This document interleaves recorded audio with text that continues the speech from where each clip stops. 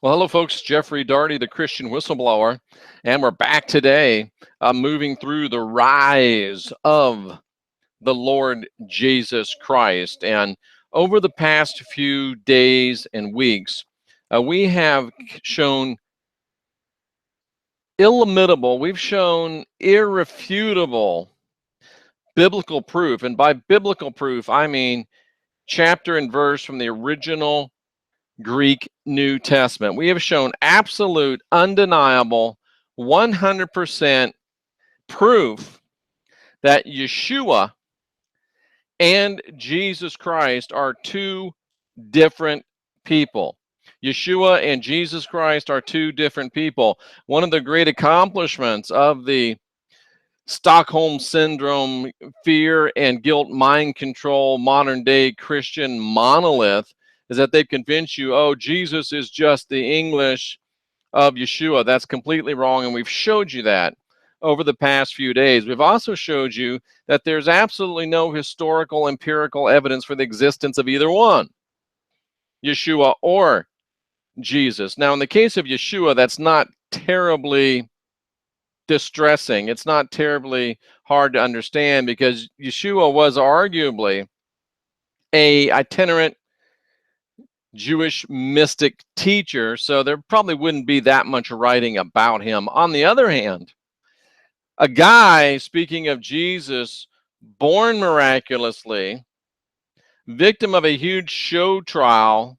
crucified, risen from the freaking dead, all in an area of the world during a time period of the world where a renowned writer, namely Philo, was studying, compiling, and writing a history of the Judeans during the very time that Jesus allegedly, supposedly lived in Judea. So it's not hard to understand how an itinerant mystic, Jewish mystic teacher could go unmentioned, but how could somebody like Jesus Christ go unmentioned? Well, I think that we've seen, I think that we've shown, and we know this because Jesus Christ is, was, and always shall be a purely Pauline creation.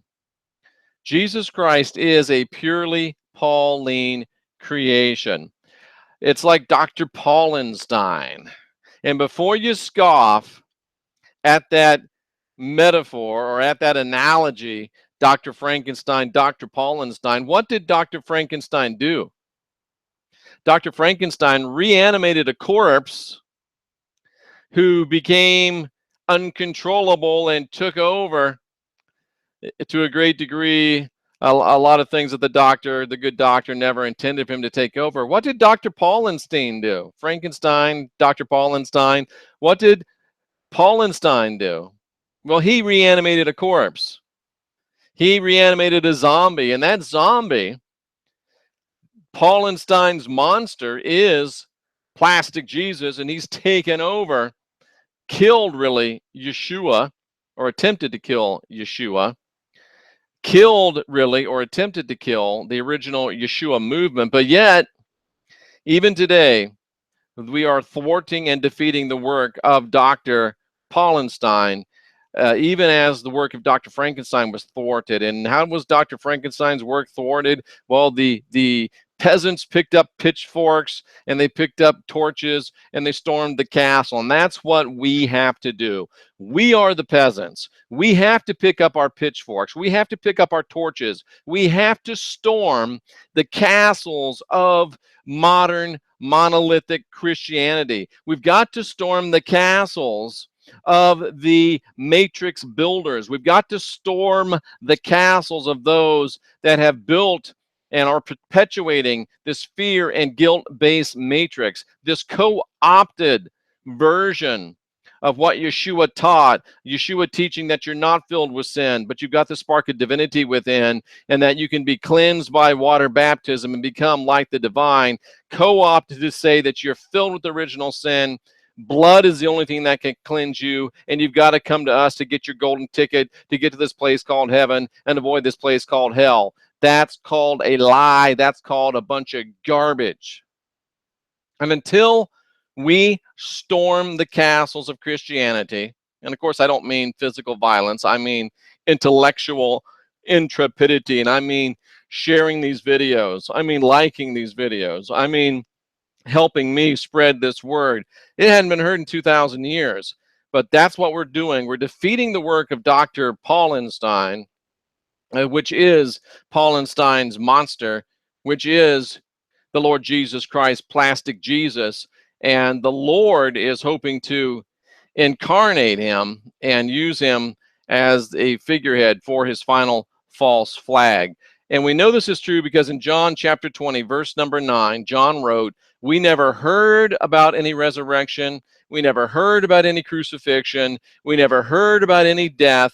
We walked with Yeshua for 3.5 years, and he never mentioned it, and we never saw it." John wrote that in about AD 90, directly contrasting what Paul wrote in 1 Corinthians 57, or really underlining what Paul wrote in 1 Corinthians chapter 15, verse number 2, where Paul said, "I was the first one to teach you about the death of Jesus. I was the first one to teach you about the lying in the grave for 3 days of Jesus. I was the first one to teach you about the resurrection of Jesus." Read 1 Corinthians 15, too. It was written in about 57 AD. John had that clearly in mind. He knew that his readers had already read Paul saying, "Look, I was the first one to tell you about the death, burial, and resurrection of Jesus." And John wrote and said, "Yeah, he's right. We never heard about it."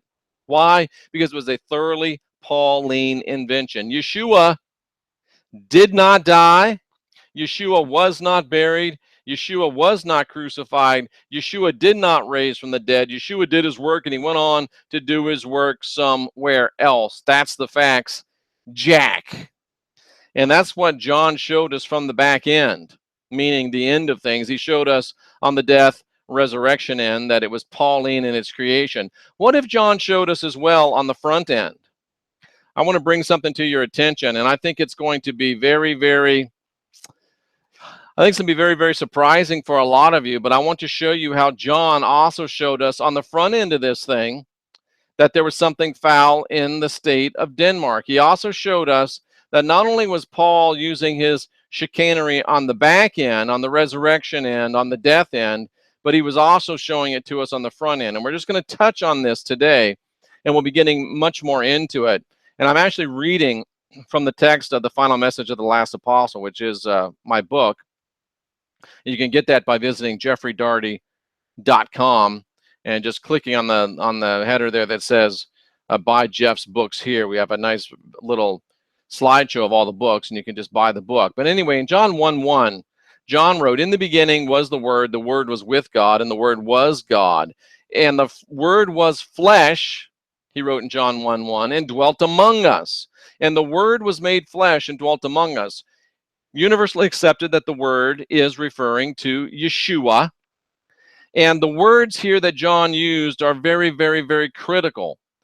Because John, when he used the word made, the Word was made flesh. The word made, literally translated, is came into being. It's Greek word 1096 in the Strong's Concordance. The Word, or Yeshua, came into being, and the word for flesh, the Word became flesh, the Word came into being. The word for flesh is human. Human. The Word came into being as a human. And I've got to let you know as we close this today, and we'll pick up again tomorrow, the word G4561 that John clearly said that the word Yeshua manifested himself in, came into being as a human, that word always applies to a fully grown human person. It never applies to a baby. It never applies to an infant. It never applies to a small child. And just in case you're wondering, there are words for those things that John could have used. And John, I believe, was very well versed in the use of the Greek language. He said what he meant, and he meant what he said. If John had meant to say that the Word came into being as a baby, like we're all told, he could have used brephos, which is G1029. If he had meant infant, that was brephos is infant. If he had meant baby, could he use nephos, G3516. If he had meant young child, he could have used paedon, G38:13. The text shows that John pointedly avoided the use of those words, and John showed us that the Word came into being as an adult human person. Jeffrey, what are you saying? I'm saying that if you see your Jesus as a baby Jesus lying in the manger with his golden frilly little diapers and his fat little hands like Ricky Bobby, you're about to be disappointed. Because like Ricky Bobby's Stone Cold Fox wife's daddy said, he was a grown man, he had a beard. And in this case, at least biblically speaking, Ricky Bobby's father-in-law was right, and Ricky Bobby's little bouncing baby, golden fleecy diapers baby Jesus that he likes to pray to, well, he just never existed. I know your mind's blown. I know you're shocked, but that's okay, because tomorrow we're going to do it even more. Yeah, we're just getting started. Just getting started. I'm Jeffrey Daugherty, the Christian whistleblower, trying to bring you some peace, trying to bring you some light, trying to bring you some truth, in hopes that you can know the truth and the truth can set you free. But above all else, folks, this is Jeffrey Daugherty, the Christian whistleblower, encouraging you to unindoctrinate yourself.